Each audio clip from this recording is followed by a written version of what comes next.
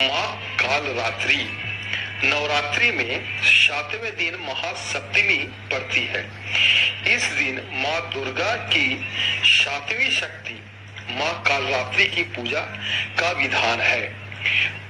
माँ कालरात्रि दुष्टों का विनाश करने के लिए जानी जाती है, इसलिए इनका नाम कालरात्रि है।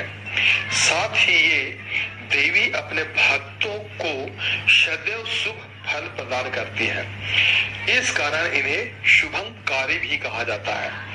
माँ दुर्गा के 7वें स्वरूप माँ कालरात्रि तीन नेत्रों वाली देवी है। माँ दुर्गा के 7वें स्वरूप माँ कालरात्रि 3 नेत्रों वाली देवी है। माँ कालरात्रि की पूजा आराधना से भय और रोग का नाश होता है। आइए एक अब माँ दुर्गा का भजन गाते हैं।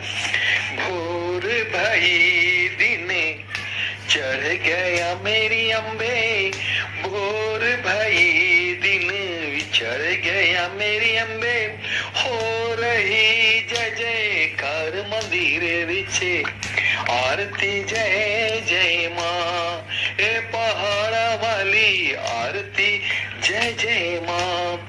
किस किस तेरा भवन बनाया, किसने तेरा चवर झूलाया, पहाड़ा वाली आरती जय जय माँ। पंडा पंडा पनवा तेरा भवन बनाया, अर्जुन चवर झूलाया, पहाड़ा वाली आरती जय जय माँ।